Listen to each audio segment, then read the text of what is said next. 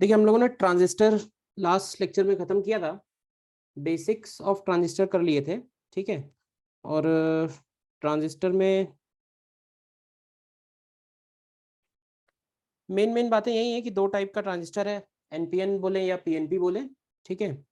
NPN transistor में majority charge carriers electrons हैं और पीएनपी ट्रांजिस्टर में मेजॉरिटी चार्ज कैरियर्स होल्स हैं, ठीक। सिंबल पी से एन करंट हमेशा रहेगा, पी से एन हमेशा करंट रहेगा, तो ये एरो के डायरेक्शन भी उसी के हिसाब से लिए जाएंगे। तो सिंबल देख के हम बता सकते हैं कि वो एनपीएन है या वो पीएनपी है। दूसरा, एमीटर और बेस का जो जंक्शन है, it is always forward bias and base collector junction is always reverse bias. तो फॉरवर्ड बायस करने के लिए, रिवर्स बायस करने के लिए जैसे भी बैटरी लगाते हैं वही तरह की बैटरी इसमें दोनों तरफ यूज होगी, ठीक है ना। और ये कुछ बेसिक फॉर्मूले थे। आई ई आई बी प्लस आई सी के हमेशा इक्वल होगा, आई बी की वैल्यू हमेशा स्मॉल होगी। मोस्टली न्यूमेरिकल तो बहुत सीधे सीधे से हैं इसके, ठीक है ना। जो मेन बातें वो ध्यान है, उससे न्यूमेरिकल हो जाएंगे सारे, वही पूछे जा रहे हैं। और हमने इसके दो एम्पलीफायर देखे थे, एक कॉमन बेस एम्पलीफायर, ये एक इम्पॉर्टेंट था, और दूसरा ये कॉमन एमीटर एम्पलीफायर, ठीक है। ट्रांजिस्टर के एक दो एप्लीकेशन और बचे हुए हैं, वो और ख़त्म कर लेते हैं। तो नेक्स्ट हमारा हेडिंग पड़ेगा transistor transistor as an oscillator. Transistor as an oscillator. Transistor as an oscillator. Oscillator क्या होता है, सबसे पहले हमें ये समझना है। तो देखिए ना, ऑसिलेटर का मतलब हो गया an electrical device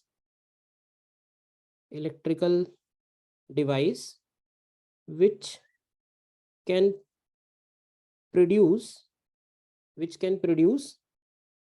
electrical oscillations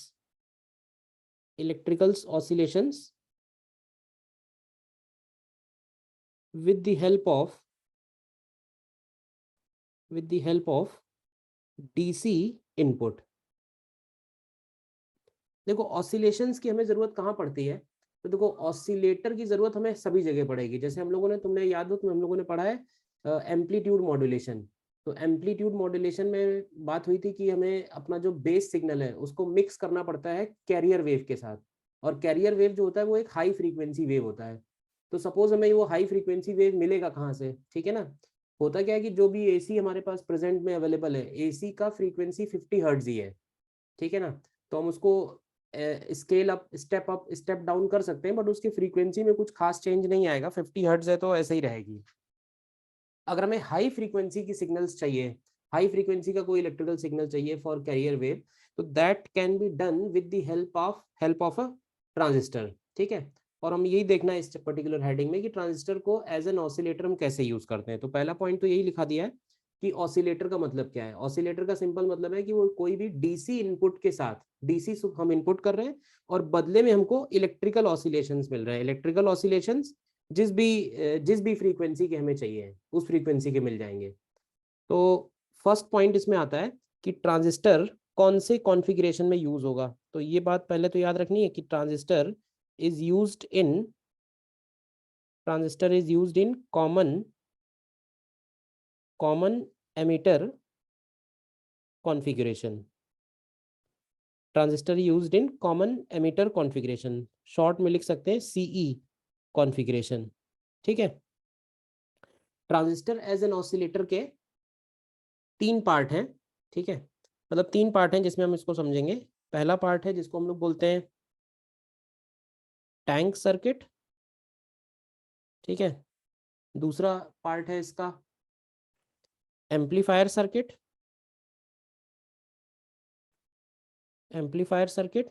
और तीसरा पार्ट है इसका फीडबैक सर्किट। मतलब ये पूरा एक सर्किट है, उस सर्किट को हम बोल सकते हैं कि उस सर्किट के तीन पार्ट है, tank circuit, amplifier circuit and feedback circuit. तो मैं डायग्राम बना रहा हूँ, देखिएगा। Transistor is used in common emitter configuration. तो कॉमन एमीटर में आपको याद होगा कि कॉमन एमीटर में ट्रांजिस्टर हम इस तरह से यूज़ करते हैं। ठीक है, इधर हो गया इसका बेस, इधर हो गया इसका कलेक्टर, और इधर हो गया इसका एमीटर। ठीक है, फिलहाल हम लोगों ने पीएनपी ट्रांजिस्टर ही लिया हुआ है। तो ये हो गया बेस, एमीटर एंड कलेक्टर।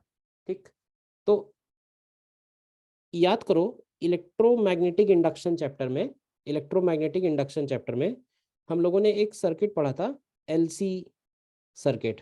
ठीक है ना, और उस एलसी सर्किट की खास बात ये थी कि वो LC circuit depending on inductor हमने कितना लिया है, डिपेंडिंग ऑन कैपेसिटर कितना लिया है, उस एलसी सर्किट से हम डिजायर्ड फ्रीक्वेंसी का आउटपुट निकाल सकते थे।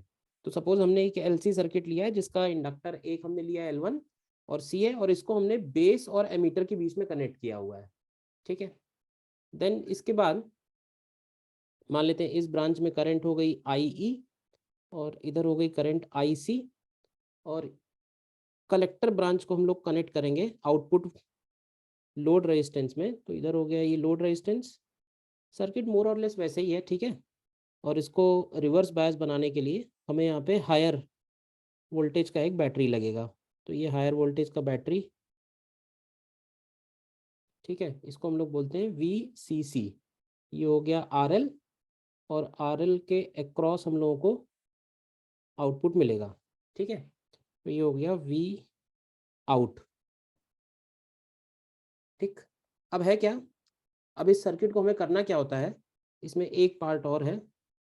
ये जो कलेक्टर वाली ब्रांच है इसको हम डायरेक्टली लोड से ना कनेक्ट करके हम इसको बाईपास करते हैं एक इंडक्टर के थ्रू। ठीक है,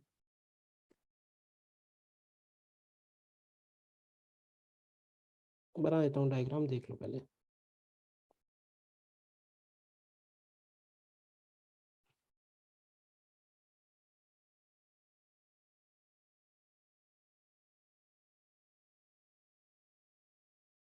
ये हो गया इंडक्टर L2। ठीक है, और ये जो मैंने बीच में कनेक्ट की हुई है, this is soft iron rod. एक तरह से इलेक्ट्रोमैग्नेट टाइप का कॉन्सेप्ट है ये, इलेक्ट्रोमैग्नेट हम इससे बना रहे हैं। तो देखो इसके तीन पार्ट हैं इस सर्किट के, बस सर्किट इतना ही है इसका। BCC इधर हो गया, तो ये जो IC करंट है वो इस इंडक्टर से होते हुए उधर जाएगी। ठीक है, इस सर्किट के तीन पार्ट हैं। एक हो गया आपका टैंक सर्किट। टैंक सर्किट क्या है, तो देखो इधर वाला जो पार्ट है, ये वाला जो पार्ट है, इस पार्ट को हम लोग बोल रहे हैं टैंक सर्किट। अलग से बना लेते हैं,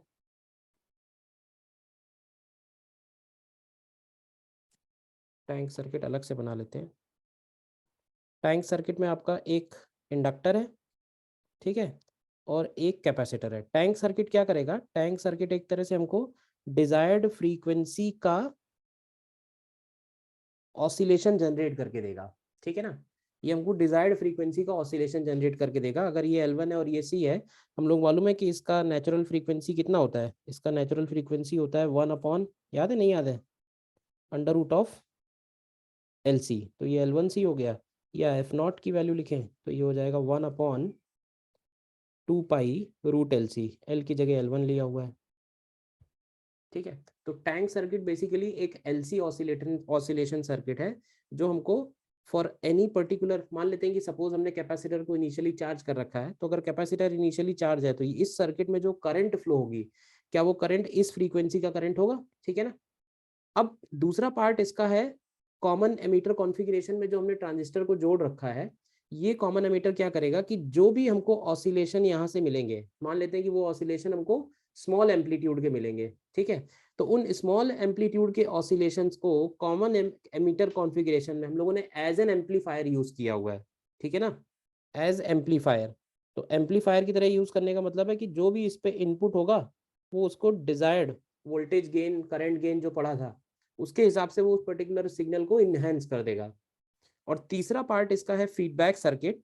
फीडबैक सर्किट क्या करेगा, देखो है क्या, हम कैपेसिटर को अगर इनिशियली चार्ज करके रखते हैं तो क्या होगा, थोड़ी देर में भाई करंट फ्लो हो रहा है, थोड़ा बहुत तो लॉसेस हो ही रहे हैं, तो ये क्या होगा कि ये सर्किट धीरे धीरे एनर्जी इसके पास खत्म हो जाएगी। एनर्जी खत्म हो जाएगी तो फिर ये और ऑसिलेशंस कैसे देगा, तो उसके लिए क्या कर रखा है, उसके लिए हमने कलेक्टर करंट को, आप देखो ध्यान से, एक इंडक्टर से पास किया है और इन दोनों इंडक्टर को हमने कनेक्ट किया है through a soft iron rod. ठीक है, इसको हम लोग बोलते हैं this is called feedback circuit. Feedback circuit का मतलब ये हुआ कि हम उस सर्किट को एनर्जी दे रहे हैं थ्रू द बैक गेट। ऐसे मान लो फीडबैक मतलब फीड कर रहे हैं उसको फ्रॉम द बैक साइड। तो बैक साइड से हम इसको फीड कर रहे हैं with the help of electromagnetic, जो म्यूचुअल इंडक्शन हम लोगों ने पढ़ा है। म्यूचुअल इंडक्शन हम लोगों ने नहीं पढ़ा है कि अगर इस ब्रांच में करंट में कुछ चेंज आएगा तो उसका करस्पॉन्डिंग चेंज L1 में भी जनरेट होगा। यानी एक तरह से L2 की कुछ एनर्जी हमें L1 में मिल रही है और ये कंटिन्यूअसली क्योंकि एनर्जी मिल रही है तो ये हमें कंटिन्यूअसली एनर्जी ऑसिलेशंस जनरेट करके देता रहेगा। फीडबैक जो बोलते हैं, फीडबैक के बारे में थोड़ा सा और पॉइंट इसमें हम नोट कर सकते हैं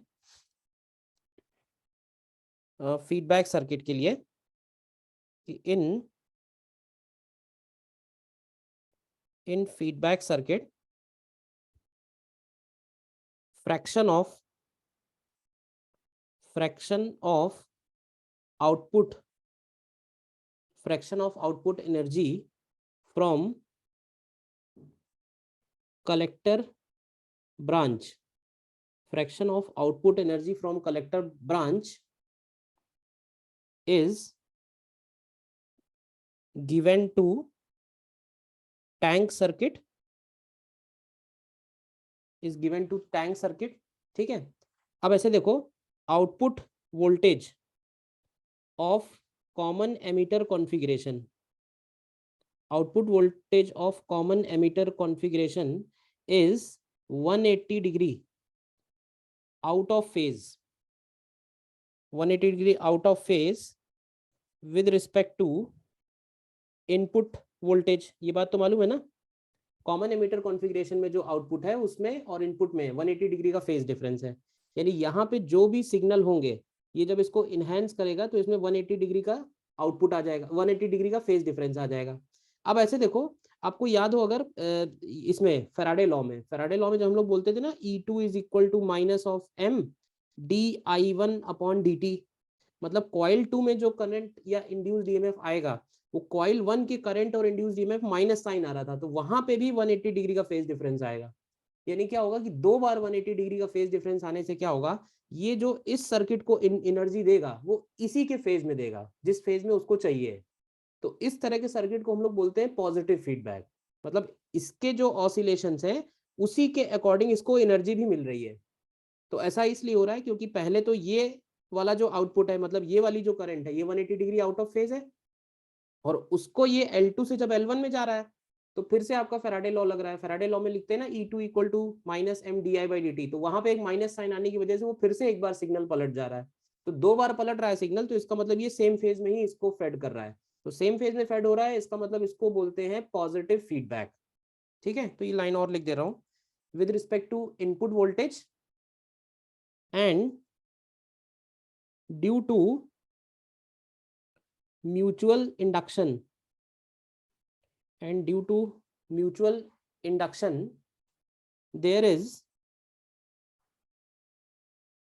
there is again a phase shift, of 180 degree, ठीक है ना, there is again a phase shift of 180 degree. So net phase difference for feedback signal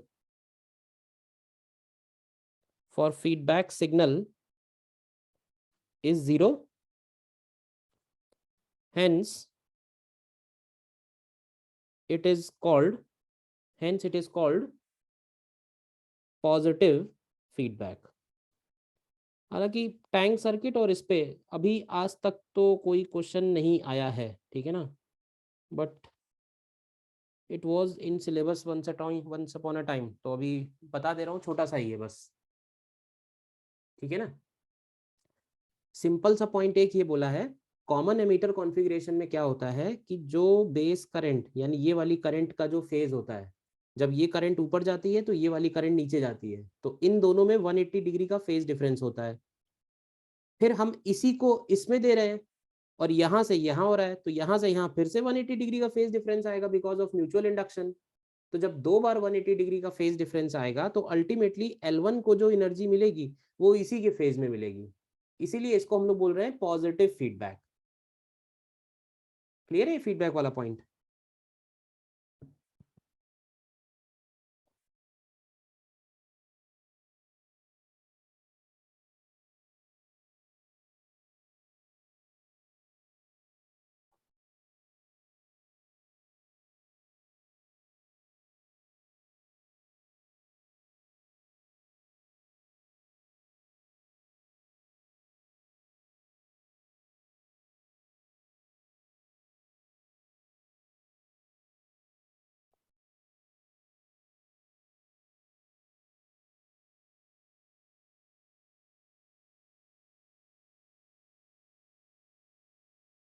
ठीक है, so this is all about transistor as an oscillator. तो हमको एक particular desired frequency के oscillations मिल जाएंगे, वही ऑसिलेटर का काम है। ठीक है, ट्रांजिस्टर एज एन ऑसिलेटर पे शायद नहीं कोई क्वेश्चन पूछा गया है। एक इसका और एप्लीकेशन है ट्रांजिस्टर का, उस पे क्वेश्चंस आए हुए हैं। और अगला है transistor transistor as a switch. Transistor as a switch, ठीक है। स्विच को जैसे हम लोग जानते हैं नॉर्मल स्विच बोलते हैं ना, नॉर्मल स्विच यूज होता है फॉर ऑन ऑफ, तो ये भी उसी तरह का स्विच है, बट ये हमारा है, ये है नॉट गेट ऑपरेशन। अभी बताते हैं नॉट गेट क्या है। और अगेन इस केस में भी ट्रांजिस्टर जो है वो कॉमन एमीटर कॉन्फ़िगरेशन में ही यूज होगा, common emitter configuration. Not gate operation क्या होता है? नॉट गेट ऑपरेशन मतलब ये होता है कि अगर इनपुट अगर लो है तो आउटपुट उसका जस्ट अपोजिट होना चाहिए, नॉट मतलब जस्ट उसका opposite, then output must be high. और अगर आउटपुट लो है then input must be high. ठीक है, मतलब सॉरी उल्टा लिख दिया मैंने, इनपुट हाई है तो आउटपुट लो होना चाहिए, and if input is high then output is low. तो स्विच का मतलब यही हुआ, 1010 चलती है ना कंप्यूटर में लैंग्वेज जैसे बाइनरी सिस्टम, तो अगर जीरो इनपुट है तो आउटपुट वन है, और वन इनपुट है तो आउटपुट जीरो है, तो वन जीरो, जीरो से वन में कन्वर्ट करना है, वन से जीरो में कन्वर्ट करना है, इसी को हम लोग बोल रहे हैं स्विच। ठीक है ना, it is simply on off operation, on off operation. ठीक है, अगेन देखते हैं इसमें फिर से, ट्रांजिस्टर इसमें कॉमन एमीटर कॉन्फ़िगरेशन में है, तो डायग्राम बनाते हैं कॉमन एमीटर का फिर से।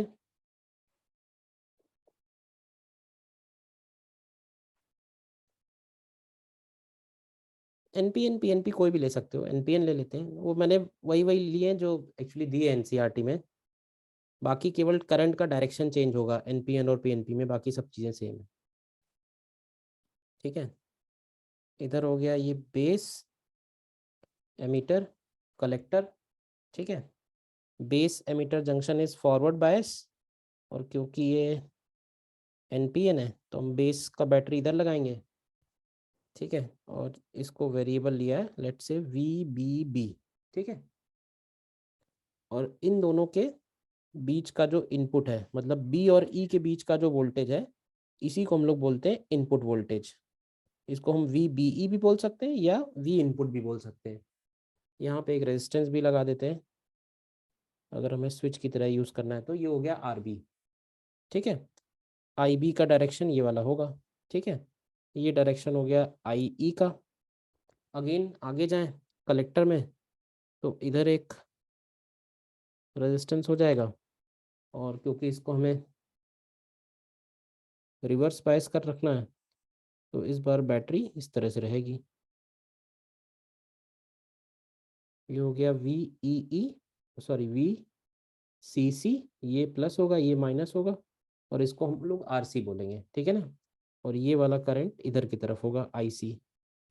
तो आईसी इधर से आ रहा है, आईबी इधर से आ रहा है, IB plus IC is equal to IE, ठीक है। और इन दोनों के बीच का जो वोल्टेज है इसको हम लोग बोलेंगे आउटपुट वोल्टेज।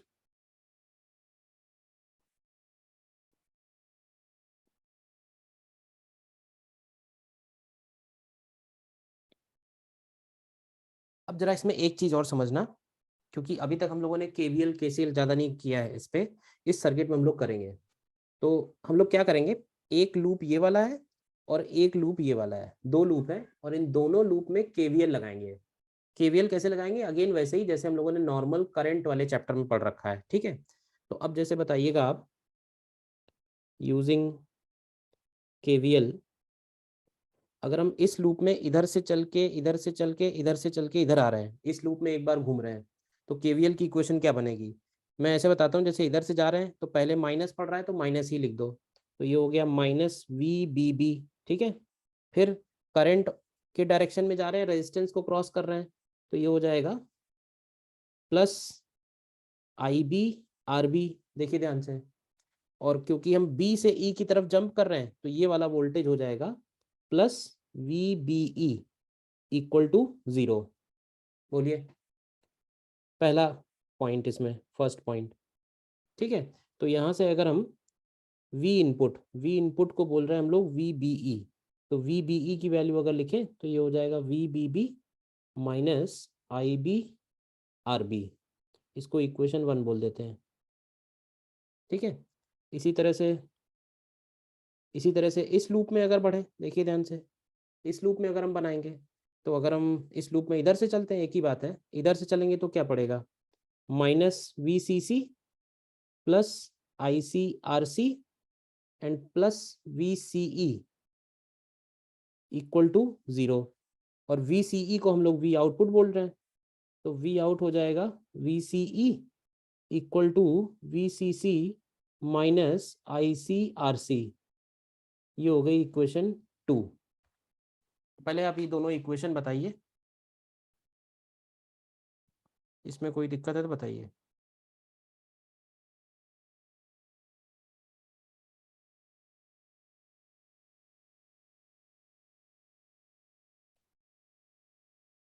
इन दोनों इक्वेशन में कोई डाउट। अब जरा ध्यान से देखना, इन इक्वेशंस के बेसिस पे क्या बोलने वाले हैं। देखो इनपुट इनपुट हमारा क्या है, इनपुट हमारा एक तरह से वी बी बी की वैल्यू इनपुट है, देखो ध्यान से, ठीक है ना। वी बी बी को लिखना था हमको, सॉरी एक गड़बड़ हो गई, वी आई जो है वो वी बी बी है, वी बी बी है, तो V B B is equal to V B E plus I B R B, देखिए सही है। वी बी बी को हम लोगों ने इनपुट बोला ना, ये दोनों ब्रांच के बीच में इनपुट है और इसके बीच में आउटपुट है, तो वी आई मैंने लिखना चाहिए वी बी बी, तो वी बी बी की वैल्यू यहाँ से आ जाएगी इन दोनों का सम, ठीक। अब ऐसे देखिए,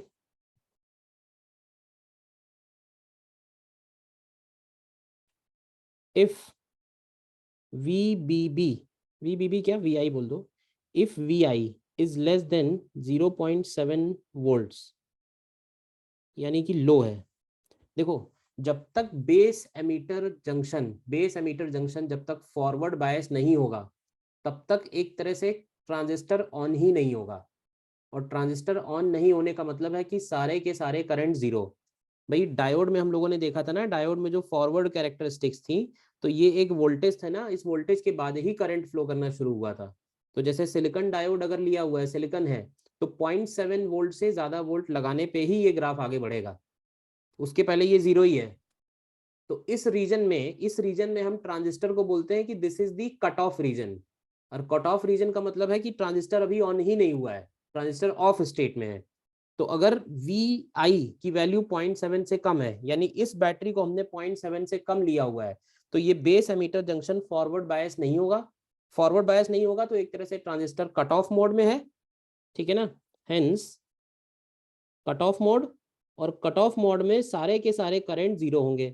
तो कट ऑफ मोड में अगर सारे करंट जीरो होंगे तो आईसी भी जीरो होगा।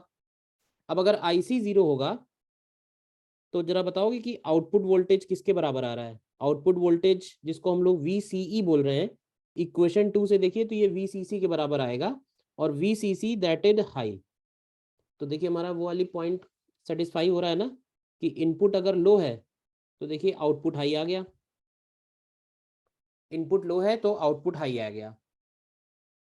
अब दूसरा देखिएगा, जैसे ही हम इसकी वैल्यू 0.7 से ज्यादा करेंगे तो ट्रांजिस्टर ऑन स्टेट में हो जाएगा। ट्रांजिस्टर ऑन स्टेट में होगा तो आईबी भी इंक्रीज होगा, आईबीई भी इंक्रीज होगा, और आईसी भी इंक्रीज होगा। मैंने ये बात ही बोली थी कि तीनों ही करंट एक दूसरे के प्रोपोर्शनल रहते हैं। एक्टिव रीजन में अगर हम कोई भी एक करंट को बढ़ा रहे हैं तो सारे करंट्स बढ़ेंगे, ठीक है ना। तो इसका मतलब है कि जैसे जैसे आईसी बढ़ेगा, ध्यान से देखिए इस इक्वेशन में, जैसे जैसे आईसी बढ़ेगा तो क्या वीसीसी माइनस आईसीआरसी की वैल्यू कम होने लगेगी। तो कोई ना कोई एक ऐसा आईसी जरूर आएगा जब वीसीई की वैल्यू जीरो हो जाएगी, ठीक है ना। तो उस रीजन को हम लोग बोलते हैं सैचुरेशन रीजन। उस रीजन को हम लोग बोलेंगे सैचुरेशन रीजन, मतलब आईसी की वो वैल्यू आ गई जिसके लिए आउटपुट मतलब इस ब्रांच के अक्रॉस वोल्टेज जीरो हो जा रहा है, ठीक है।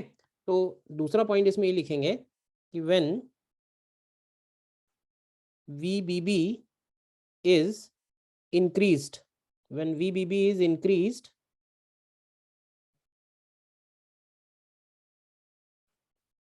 from 0.7 volts, तो यहाँ पे हम बोलेंगे IB, IE and IC all currents increases, ठीक है, ठीक है, सारे ही इंक्रीज हो रहे हैं, ठीक है। तो एट अ पर्टिकुलर इंस्टेंस, मतलब कुछ तो ऐसा आएगा ही आएगा।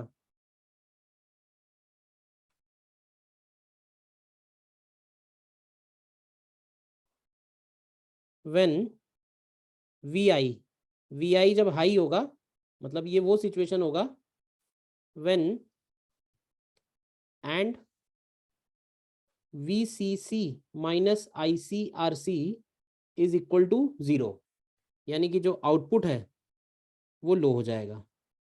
तो आएगा तो है ही है, उस रीजन को हम लोग बोलते हैं, इस रीजन को हम लोग बोलते हैं सैचुरेशन रीजन।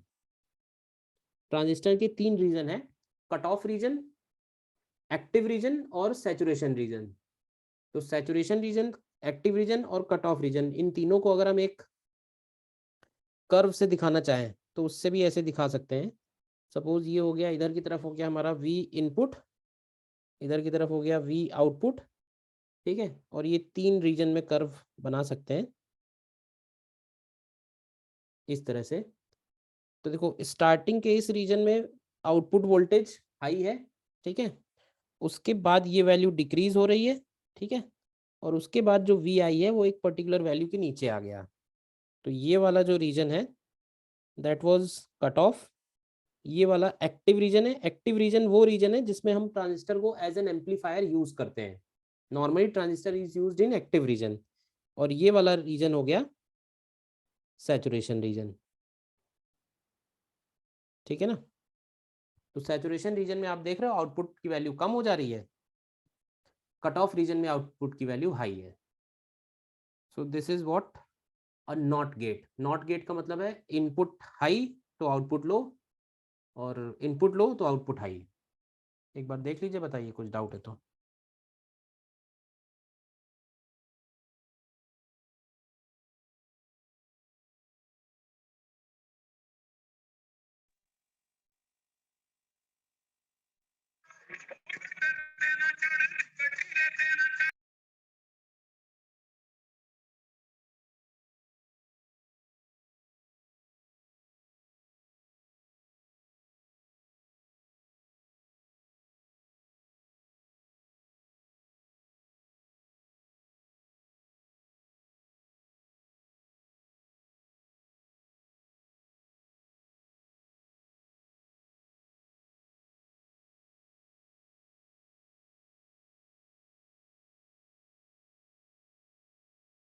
ठीक है, बताइए कुछ डाउट तो।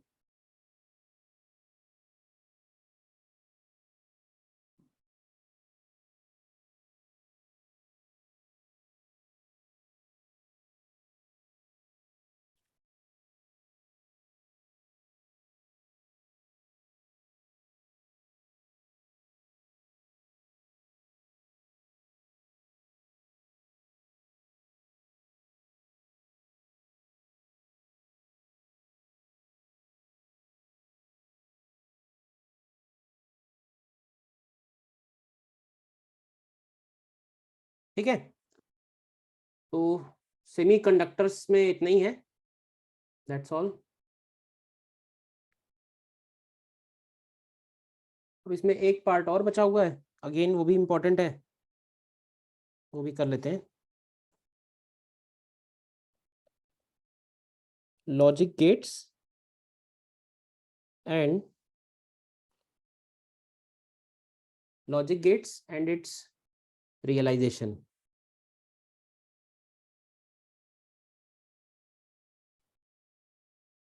Logic gates basically building blocks हैं, जो भी आगे डिजिटल इलेक्ट्रॉनिक्स या कंप्यूटर जो भी कह लो, ठीक है ना, they are the basic building blocks. Building blocks का मतलब सीधा सीधा ये होगा कि बेसिक कुछ कॉन्सेप्ट्स है।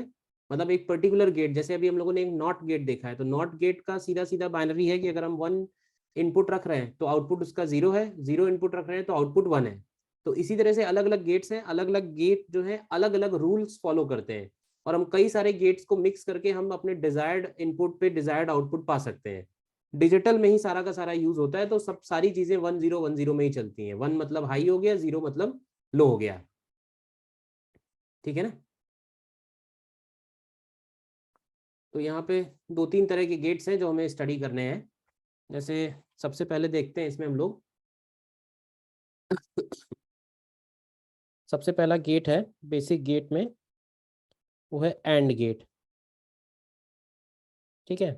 अच्छा, एंड गेट में बढ़ने से पहले हम इसको एक इलेक्ट्रिकल सर्किट से समझते हैं। जैसे मान लो कि ये एक सर्किट है, और इस सर्किट में हम लोगों ने एक बल्ब कनेक्ट कर रखा है, ठीक है। इसमें 2 स्विच है, S1 S2, और इस बल्ब को हमने एक बैटरी से जुड़ा हुआ है, ठीक है। अब आपसे ये कहा जाए कि बल्ब ऑन स्टेट में कब होगा, बल्ब ऑन स्टेट में कब होगा, तो देखो हम लोग ऐसे बोल सकते हैं कि S1 स्विच, S2 स्विच और बल्ब का स्टेट, इन तीनों का स्टेट हमको मेंशन करना है। तो देखिए, अगर S1 ओपन है, ठीक है, और S2 ओपन है, तो बल्ब ऑफ स्टेट में ही होगा, सीधा सीधा। अगर दोनों स्विच में से, बल्कि दोनों स्विच में से कोई भी स्विच ओपन है, तब तक सर्किट क्लोज नहीं होगा और तब तक बल्ब ऑन नहीं होगा। तो S1 S2 में से कोई भी एक ओपन हो और कोई भी एक क्लोज्ड हो, या दोनों ओपन हो, तो इन तीनों ही सिचुएशन में बल्ब की जो स्टेट है वो ऑफ स्टेट है। बल्ब एक ही स्टेट में ऑन होगा, और वो तब होगा जब दोनों ही स्विच आपके क्लोज्ड स्टेट में हो, ठीक है ना। मतलब दोनों इनपुट अगर हाई है, 1 1 है, तो ही आउटपुट है, अदरवाइज आउटपुट नहीं है। ऐसे गेट को हम लोग बोलते हैं सीधे सीधे NAND gate, sorry AND gate. और एंड गेट का सिंबल इस तरह का है, इनके सिंबल्स भी हमको ध्यान रखने हैं। एंड गेट का सिंबल इस तरह का है,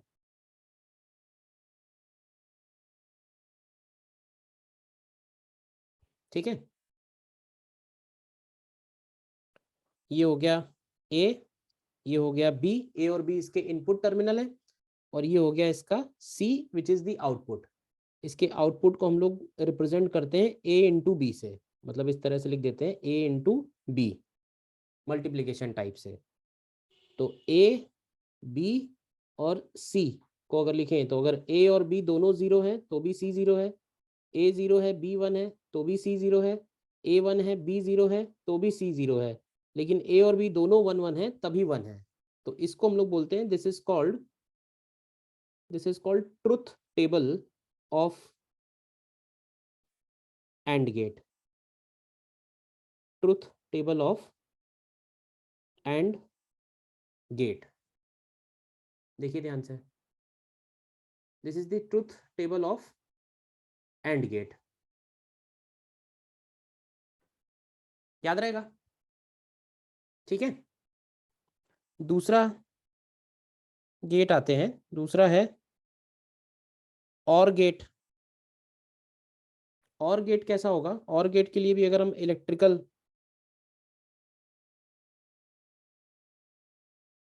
एक इक्विवेलेंस बनाएं, इलेक्ट्रिकल सर्किट टू अंडरस्टैंड, तो और गेट इस तरह का बनेगा।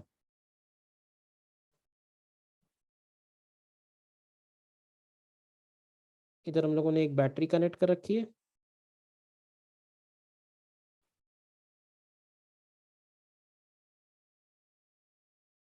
ये देखिए, ये बल्ब हो गया। अब ये स्विच S1 है, ये स्विच S2 है। अब इस केस में अगर आप देखो ध्यान से, तो आप क्लियरली बता सकते हो कि S1 S2 और बल्ब की जो स्टेट है, इनके बीच में क्या रिलेशन होगा। देखिए, S1 अगर ओपन है, S2 अगर ओपन है, तो बल्ब हमारा ऑफ स्टेट में है। लेकिन S1 S2 में से कोई भी एक बल्ब अगर ऑन क्लोज्ड है, मतलब कहने का है, मान लो S1 क्लोज्ड है और S2 ओपन है, तो भी क्या करंट फ्लो करेगा और बल्ब जो है वो ऑन स्टेट में रहेगा। या S1 ओपन कर दें, S2 क्लोज्ड कर दें, तो भी बल्ब हमारा ऑन स्टेट में रहेगा। या अगर दोनों क्लोज कर दें, दोनों क्लोज्ड होंगे, तो भी बल्ब हमारा ऑन स्टेट में होगा। तो इसको हम लोग बोलते हैं ऑर गेट। और का मतलब यही है कि 1 और 0, मतलब 0 और 1 में से कोई भी एक में 1 अवेलेबल अगर है, तो आउटपुट हमारा 1 है। ठीक है ना। So this is OR gate. और ऑर गेट का सिंबल इस तरह से है।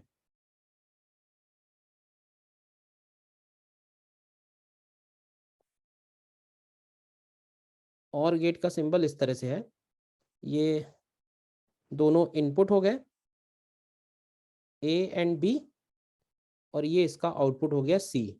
और गेट के आउटपुट को हम लोग लिखते हैं A प्लस B, इस तरह से प्रेजेंट करते हैं, A और B।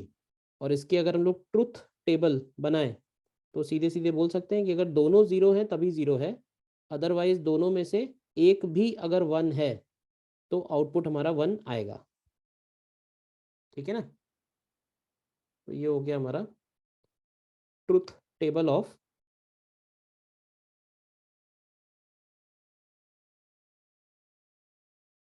और गेट। ट्रुथ टेबल ऑफ और गेट। ठीक है, क्लियर है।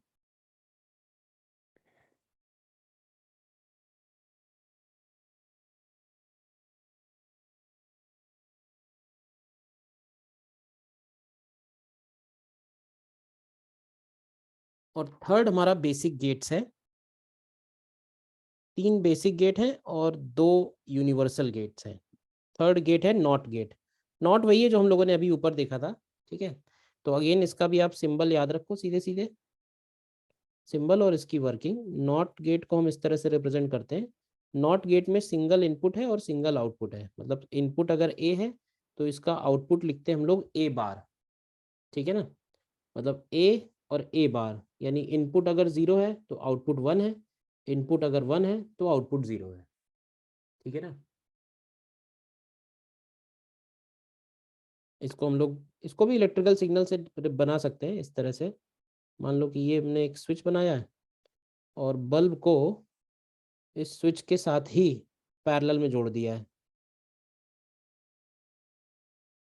ठीक है ना। तो क्या होगा कि अगर स्विच क्लोज होगा, तो बल्ब से करंट पास नहीं होगी, सारा का सारा करंट स्विच से पास होगा, क्योंकि वो शॉर्ट हो जाएगा। और अगर स्विच ओपन होगा, तो ही जो करंट है वो बल्ब से पास होगा।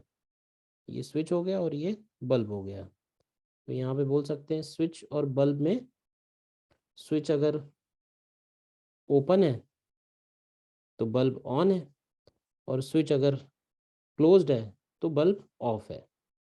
तो और, एंड और नॉट,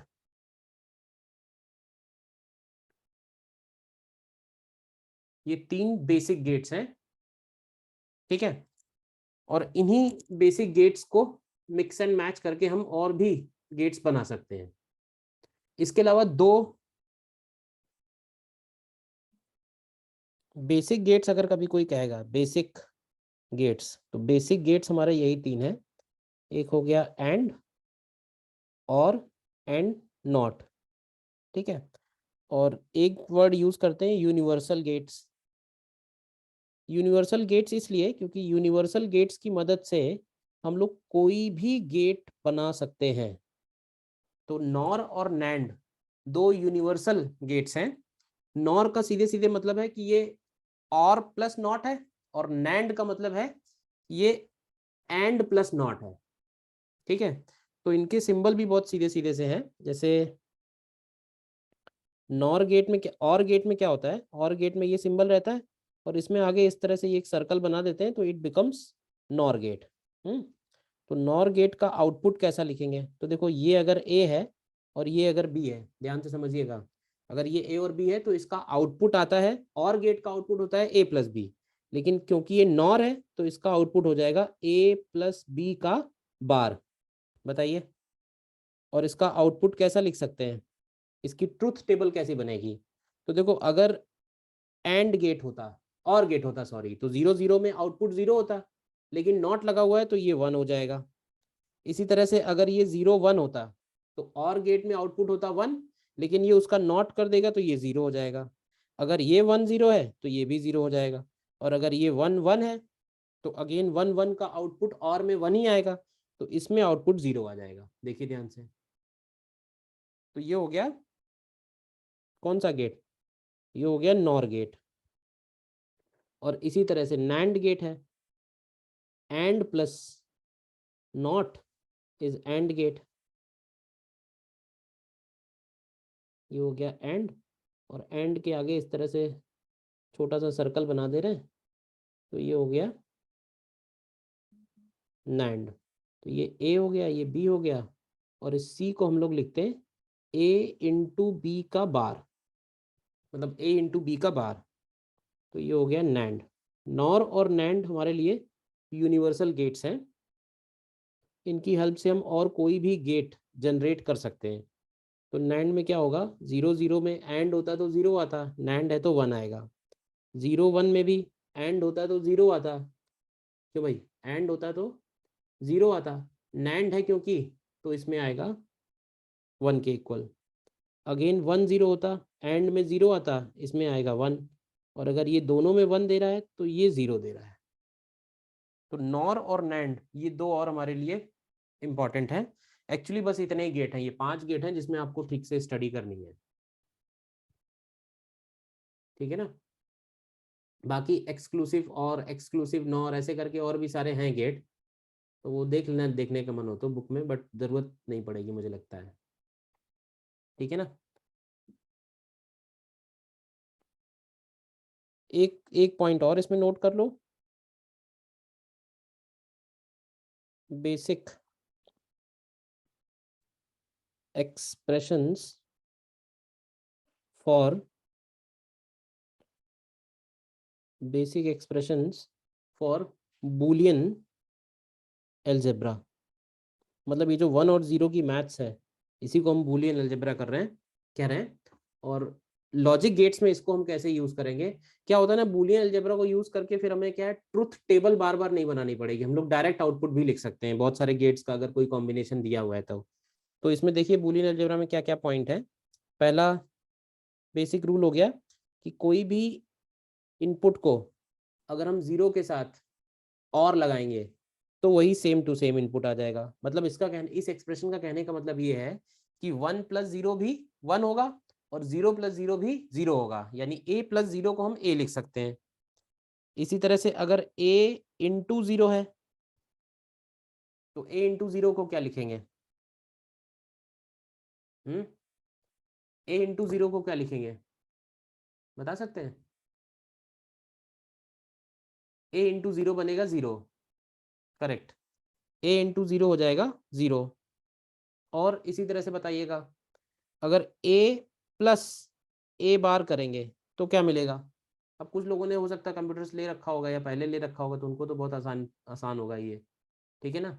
तो a प्लस a बार हो जाएगा 1, ठीक है। अब a प्लस a बार 1 कैसे होगा, देखो a अगर 1 है तो a बार 0 होगा, तो 1 और 0 को ऐड करेंगे तो 1 ही आएगा, या 0 और 1 होगा तो भी 1 ही आएगा, और है ना इसलिए। लेकिन अगर a डॉट a बार है तो a डॉट a बार 0 बनेगा, करेक्ट, ठीक। इसी तरह से a प्लस a होगा तो ये a के ही इक्वल है, बोलिए। इसी तरह से a इंटू a होगा एंड गेट, तो ये भी a बनेगा। तो ये बेसिक लॉज हो गए। इसके अलावा 2 3 और पॉइंट हो गए, जैसे a प्लस बी और b प्लस a दोनों एक ही है, मतलब इससे फर्क नहीं पड़ेगा कि a में क्या है b में क्या है।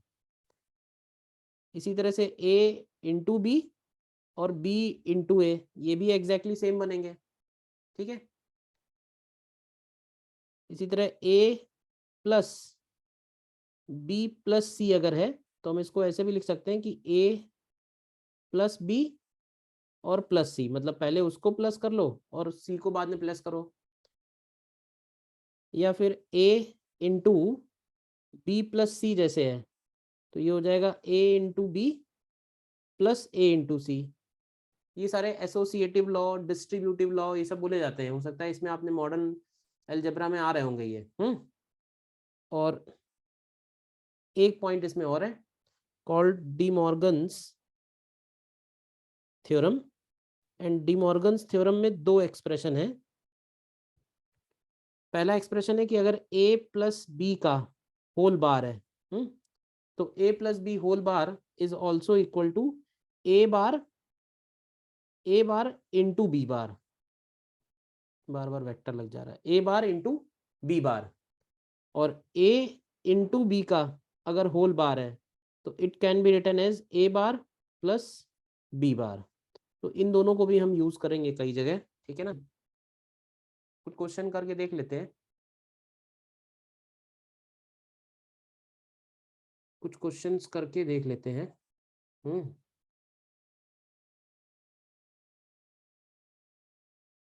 देखिए डीबीबी होगी आपके पास, निकालिए।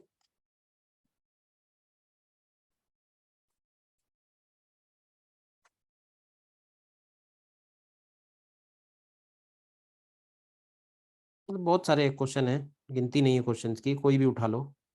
जैसे ये क्वेश्चन नंबर 282,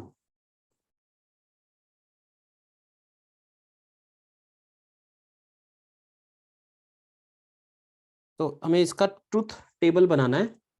ट्रुथ टेबल बनाने का मतलब ए बी और वाई बताना है, ठीक है ना, सीधे सीधे। तो कैसे करेंगे बताइए, कैसे करेंगे इसको। भाई एक तरीका तो सीधा सीधा ये है कि हम एक एक करके फिल कर लेते हैं।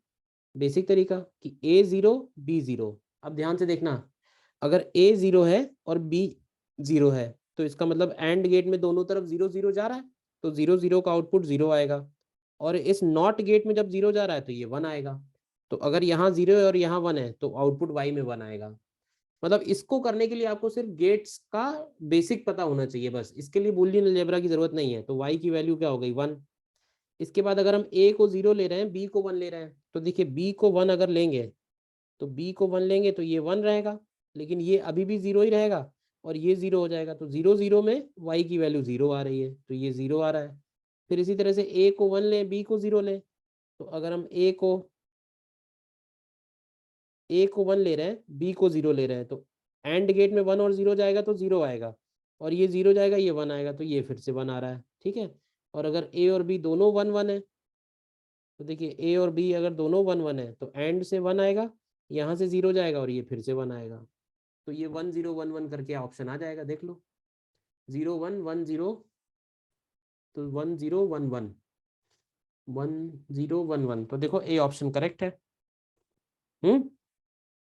और कोई तरीका इसको करने का, बूलियन अलजेब्रा से थोड़ा शॉर्ट होगा, नहीं होगा शॉर्ट, वो प्रैक्टिस कर लो जैसे भी आपको इजी लगे।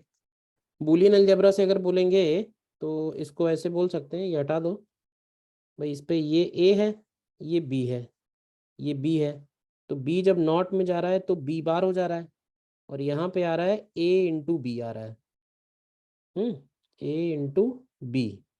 अब ए इंटू बी और बी बार वाई में जा रहा है, तो वाई को हम लोग लिख सकते हैं Y is equal to A into B plus B bar. तो इसको कैसे सॉल्व कर सकते हैं बताइए, A into B plus B bar. Hmm होगा सॉल्व किसी टेक्निक से।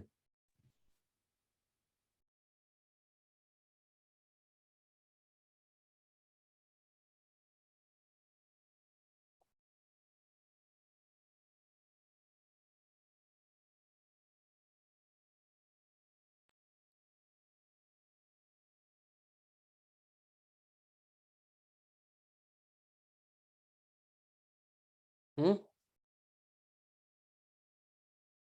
कुछ और सिंप्लीफाई होगा हमने जो ऊपर इतने सारे एक्सप्रेशन लिखे हैं उनमें से? Yes sir. कैसे होगा बताओ सर जरा। उनमें से नहीं होगा, बट ये बी नॉट प्लस ए बन जाएगा सर। बी नॉट मतलब बी बार प्लस ए, यस। ये कैसे बन जाएगा? सर ये वेन डायग्राम से थोड़ा सा, अरे यार तुम और लाइक बी के बाहर का पूरा एंड बी के अंदर का पूरा ए, मतलब बी के बाहर का पूरा एंड ए। चलो ठीक है, एक बार देख लेना, वो अभी इसमें पढ़ाया गया ना लाइक शायद मॉडर्न अलजेब्रा में। जो ए बी के साथ है वो फर्स्ट टर्म से आ जाएगा सर, जो ए बी के बाहर है सेकंड टर्म से आ जाएगा। हम्म, ये हो गया ए, ये हो गया बी, तो ये हो गया ए इंटू बी,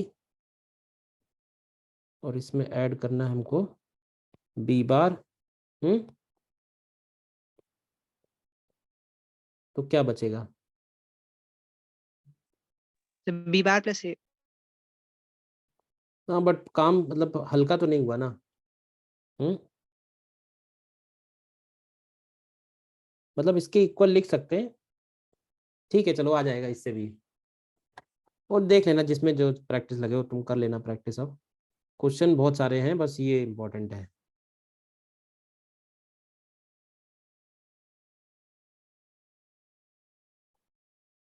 ये जैसे एक और करके देख लो 285।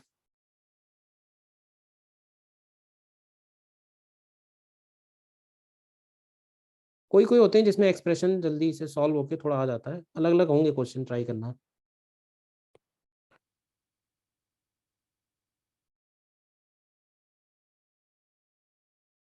इन the following logic circuit the sequence of inputs of A and B. Again यहाँ पे भी ट्रुथ टेबल जैसा ही है, ए बी और वाई हमको फाइंड करना है। 0 0 0 1 1 0 और 1 1 के लिए। पहले इसको हम लोग अपने नॉर्मल तरीके से कर लें या डायरेक्ट किया जाए? चलो डायरेक्ट करते हैं पहले। ये ए है, ये बी है, तो यहाँ हो गया ए इंटू बी, और यहाँ हो गया ए प्लस बी। अब ए इंटू बी और ए प्लस बी नैंड गेट में जा रहे हैं, तो y इक्वल टू हो जाएगा, नैंड गेट का आउटपुट क्या होता है, ए into B into A plus B, और इस पूरे का बार, क्यों भाई? तो इसको हम लोग क्या सिंप्लीफाई करेंगे, तो इसको लिख सकते हैं A B bar plus A plus B bar. बोलिए। तो इसको हम लोग लिख सकते हैं क्या, ए बार प्लस बी बार, बताना कहीं गड़बड़ हो तो, मेरी इसकी प्रैक्टिस जरा कम है। ए बार, इसको क्या लिखेंगे, ए प्लस बी का whole bar. Dot hmm A dot dot dot B B bar. Dot B A bar dot B bar. A bar dot B bar. तो इससे क्या फ़ायदा हुआ, ए बार प्लस बी बार अगर कॉमन ले, 1 प्लस ए बार, तो 1 plus ए बार तो 1 ही हो गया, तो ये ए बार प्लस बी बार आ रहा है, ए बार प्लस बी बार को ए बी बार।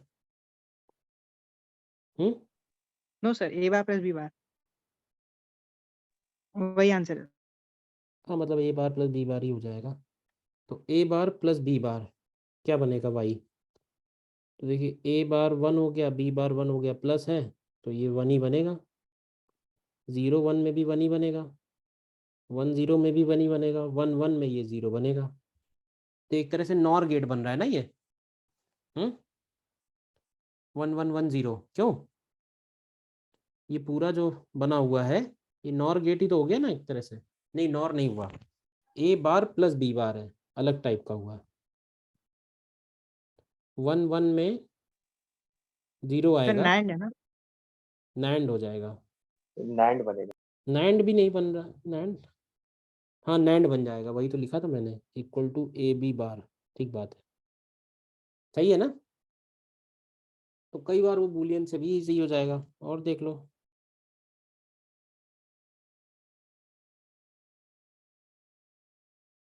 ये देख लो 284।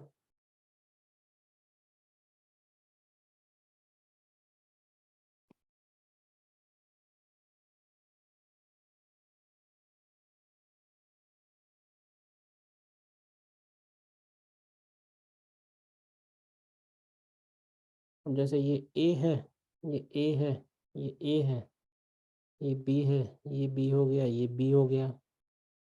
तो यहाँ पे क्या आया, यहाँ पे आया और यहाँ पे ए प्लस बी बार आया। तो यहाँ पे क्या आएगा, तो यहाँ पे A plus B bar whole bar. क्यों, ए प्लस बी बार और इस पूरे का होल बार। सॉल्व कर ले इसको पहले। ये हो जाएगा A bar into A plus B. तो नीचे वाले में बी प्लस होगा। अच्छा हाँ, sorry sorry sorry sorry, B है। तो ये हो जाएगा B bar into A plus B. तो ये क्या आएगा, डी बार इंटू ए और बी इंटू बी बार 0 हो गया। और इसी तरह से ये बन जाएगा ए बार इंटू बी। क्यों, तो y की वैल्यू बन जाएगी A bar into B plus B bar into A का होल बार। तो ये हो जाएगा A bar into B bar into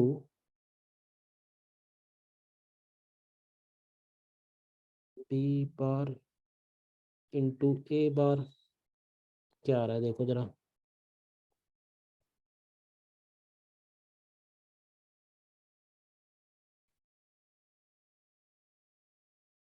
A bar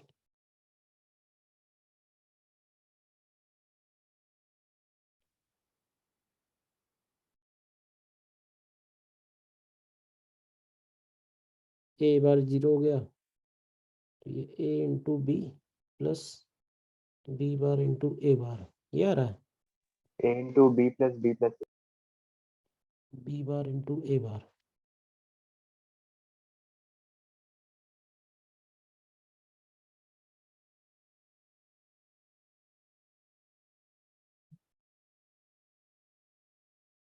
हम्म,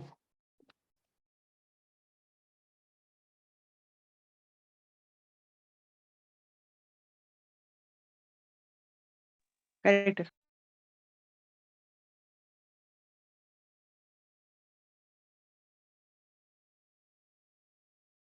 आ जाएगा।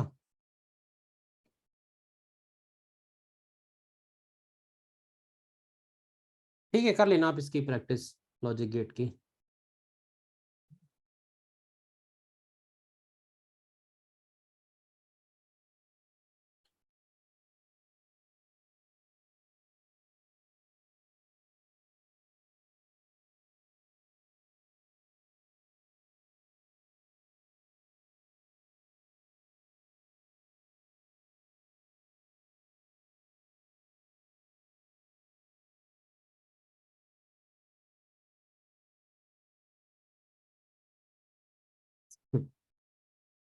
देखो नॉट गेट और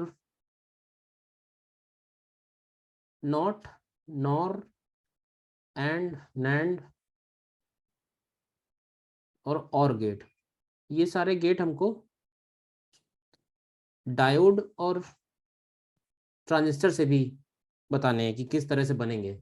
तो नॉट तो बता ही दिया ना, यूजिंग ए ट्रांजिस्टर कैसे बनेगा। क्यों भाई, NOT gate using a transistor.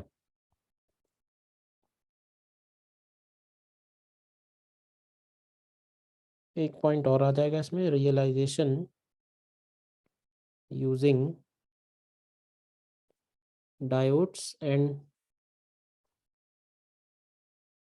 Transistors. तो इनके सर्किट ले लेते हैं और हम एक्सप्लेन कर देते हैं किस किस तरह से हैं। ठीक है, जैसे और गेट,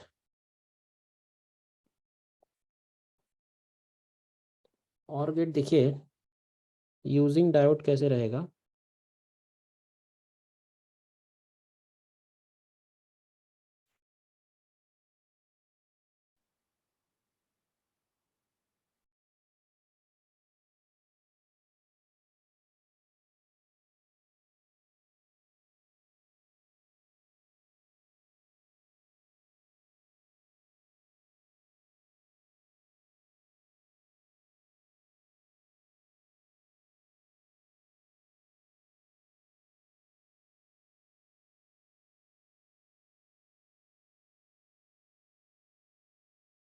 ये हो गया उसका आउटपुट।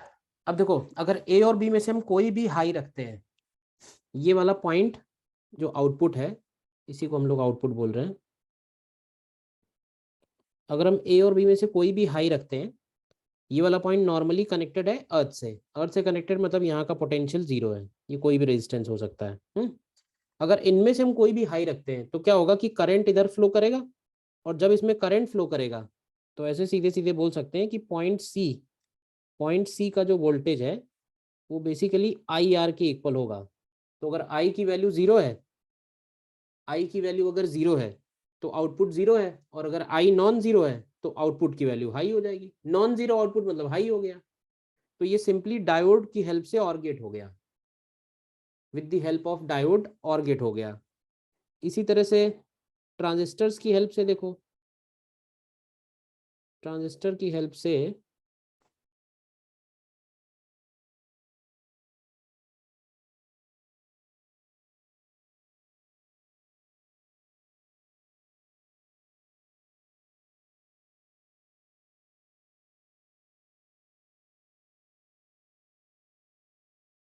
देखो, एक मैंने ट्रांजिस्टर ये लिया है और इसी को मैं एक और ले रहा हूँ। ध्यान से देखो, ये 2 ट्रांजिस्टर हो गए। और इन दोनों ट्रांजिस्टर्स को हम एक तरह से पैरेलल में कनेक्ट करेंगे। ध्यान से देखिएगा। ये हो गया ए, ये हो गया बी।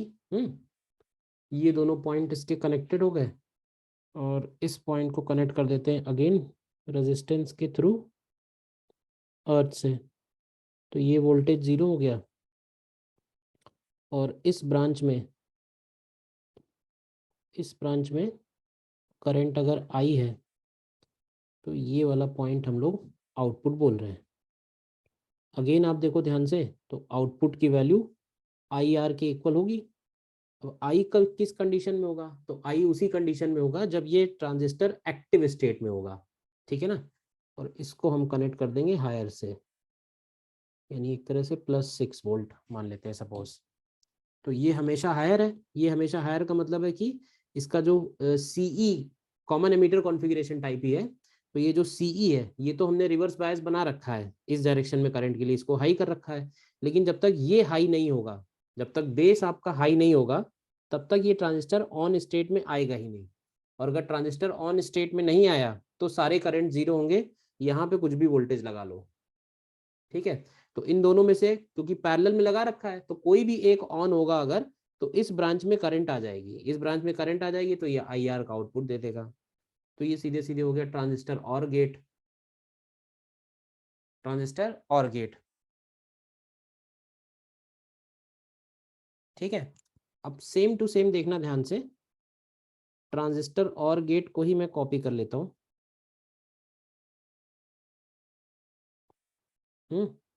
और इसको हमें बनाना है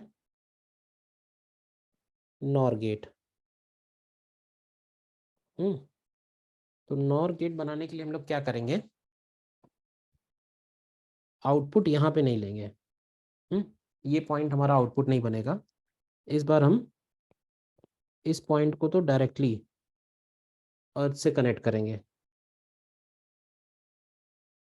यानी ये हो गया V0। और ये जहाँ पे हमने 6 वोल्ट लिखा हुआ है इस ब्रांच में, यहाँ पे हो गया सपोज 6 वोल्ट, और ये हो गया इसका RC, मान लेते हैं कुछ रेजिस्टेंस है, और ये पॉइंट इसका आउटपुट बनेगा। ठीक है। अब यही हमारा बन गया नॉर गेट। अब ये नॉर गेट कैसे बन गया, तो देखो अगर इस ब्रांच में करंट है, ध्यान से समझिएगा, अगर इस ब्रांच में करंट है, ठीक है, तो V आउटपुट कैसे लिखेंगे, तो देखो 6 वोल्ट से चल के V आउट तक आ जाते हैं। तो यूजिंग KVL बनेगा +6 volt plus +6 volt minus V out is equal to IC/RC। तो यहाँ से V आउट की वैल्यू आपको मिल जाएगी 6 वोल्ट, या इसको VCC लिख दो, VCC अच्छा लगता है, VCC। तो ये हो गया VCC माइनस IC/RC। तो आप देख लो जब IC की वैल्यू हाई होगी जब आईसी की वैल्यू हाई होगी तो ये वैल्यू हमारी कम हो जाएगी, ठीक है ना। तो नॉर गेट हो गया ना। तो किसी की वजह से भी अगर करंट है, मतलब वो ट्रांजिस्टर ऑन है, तो फिर ये हमको जीरो आउटपुट देगा, मतलब और का जस्ट उल्टा हो गया। क्यों भाई, ठीक है ना। अब नॉर और नैंड में कैसे बनाएंगे, तो देखो और गेट में दोनों ट्रांजिस्टर पैरेलल में लगा रहे हैं, और नैंड गेट में क्या करेंगे, हम लोग दोनों ट्रांजिस्टर एक तरह से सीरीज में लगाएंगे। सीरीज में कैसे लगाएंगे, देखो ये सब हम हटा दे रहे हैं यहाँ से, मतलब ये वाली ब्रांच इससे कनेक्टेड है, देखो इस तरह से। तो ये लग रहा है कि दोनों सीरीज में है। अब क्या होगा कि जब तक दोनों ऑन नहीं होंगे, तब तक इस ब्रांच में करंट नहीं आएगा, और जब तक इस ब्रांच में करंट नहीं आएगा तब तक वी आउट की वैल्यू हाई रहेगी। तो वी आउट की वैल्यू है V C C minus I C R C. तो मतलब जब तक आई सी की वैल्यू जीरो है तब तक आउटपुट हाई है, तो एंड का जस्ट उल्टा हो गया। लेकिन अगर दोनों इनपुट हाई हो गए तो करंट होगी, और करंट होगी तो आउटपुट लो हो जाएगा। हम्म,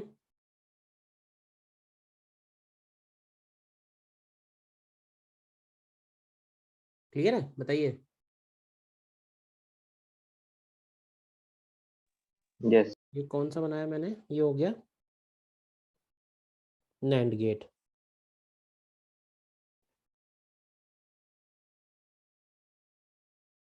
नैंड हो गया, नॉर हो गया, और हो गया। एंड कैसे बनाओगे, बना लोगे आसानी से।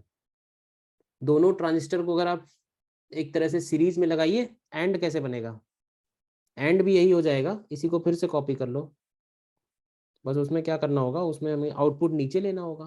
मतलब एक सारे बना के देखोगे तो तुमको एक पैटर्न दिखेगा। नैंड में क्या होगा, ओ सॉरी एंड में,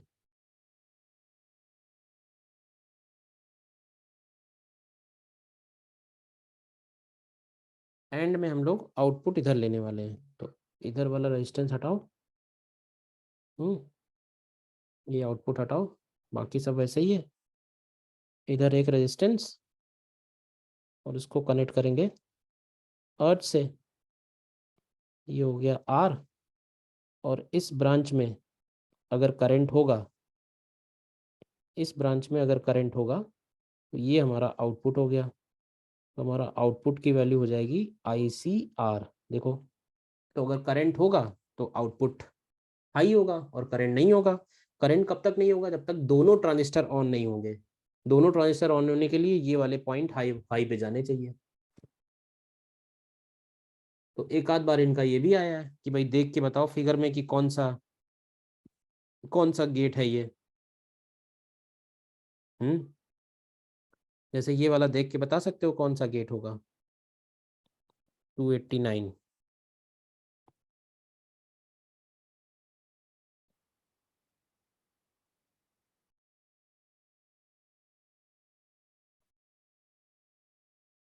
क्यों भाई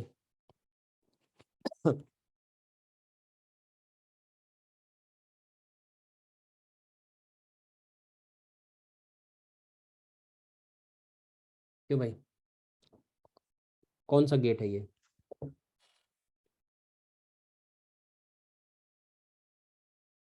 देखो इधर हमने हाई बैटरी लगा रखी है, देखना, मतलब करंट इधर जानी है। लेकिन करंट इधर तब जाएगी जब ए और बी में से कोई लो होगा, क्योंकि ए और बी में से कोई हाई हो गया तब तो डायोड हमारा रिवर्स बायस में चला गया ना। क्यों, ए बी और आउटपुट वाई की वैल्यू क्या लिखोगे, क्यों भाई। तो आउटपुट वाई की वैल्यू हो जाएगी 5 वोल्ट, मान लो इसमें करंट है आई सी आई, तो माइनस आई आर, या इसको सीधे सीधे 5 नैंड माइनस गेट। 5 - IR हो गया ये। अब देखो ध्यान से, अगर हमने ए और बी दोनों को जीरो रखा है, ध्यान से समझना, ए और बी दोनों जीरो है, तो करंट इधर भी जाएगी, करंट इधर भी जाएगी, यानी करंट की वैल्यू नॉन जीरो होगी। और जब करंट नॉन जीरो होगा तो ये ओवरऑल वैल्यू 0 हो जाएगी। या हम बोल सकते हैं कि 0 में से कोई भी एक 0 है तो ये 0 जाएगा नहीं, लेकिन अगर दोनों 1 है तो आउटपुट हाई होगा। बताओ कौन सा गेट है ये?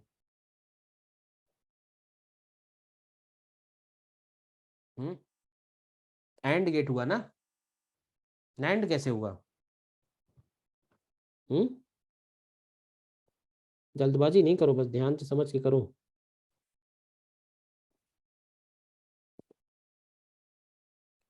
y का आउटपुट हो गया, आउटपुट ऐसे लिख रहे हैं y-0, ठीक है ना, y-0 हो जाएगा 5 minus IR, 5 minus IR। y की वैल्यू लिखनी है तो सीधे सीधे यहाँ से चल के यहाँ आना है, इधर से चल के इधर आना है। तो जब आप इधर से चलोगे तो करंट के अपोजिट है तो -IR, और बैटरी का पॉजिटिव पड़ा तो +5। क्लियर है? बताइए एंड कैसे? यस। ठीक है, so that is all I think. ये वेव फॉर्म वाले समझ गए ना, वेव फॉर्म वाले कैसे करना है? अरे भाई मतलब हाई है तो 1 है, लो है वेव फॉर्म तो 0 है। बट अगेन क्वेश्चंस करके आप इसके जरूर देख लीजिए सारे, ठीक है। तो semiconductors along with logic gate is also finished.